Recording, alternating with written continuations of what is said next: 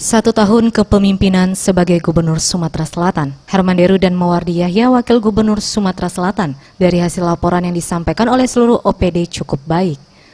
Gubernur Sumsel Herman Deru mengatakan beberapa sektor mulai kelihatan progresnya, terutama dalam bidang infrastruktur, perbaikan jalan provinsi yang saat ini telah dilakukan pengerjaannya. Di sektor lain perlu dilakukan peningkatan, yakni angka kebutuhan hidup yang belum merata di Sumatera Selatan. Artinya OPD ini ada kerja yang baik, lumayan baik, meskipun masih harus ada yang diakselerasi lagi, yang dipercepat lagi. Misal ya,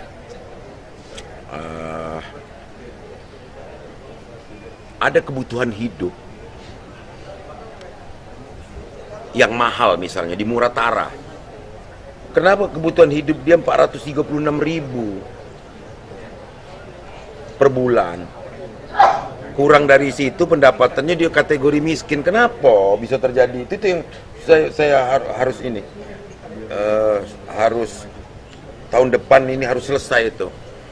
Jadi kan untuk mencapai tingkat kesejahteraan itu bisa memurahkan biaya hidup, bisa menaikkan penghasilan, oke? Dua kan? Lah ini kok biaya hidupnya tinggi, ada apa? Musirawas Utara. Ada apa? Kok bisa mahal dia? Apa data yang harus diperbaiki atau memang Dirinya menegaskan, di 1 tahun kepemimpinannya, seluruh jalan provinsi layak untuk dilalui oleh kendaraan. Hal ini menjadi prioritas utama guna meningkatkan perekonomian masyarakat dengan pembangunan yang merata di setiap daerah.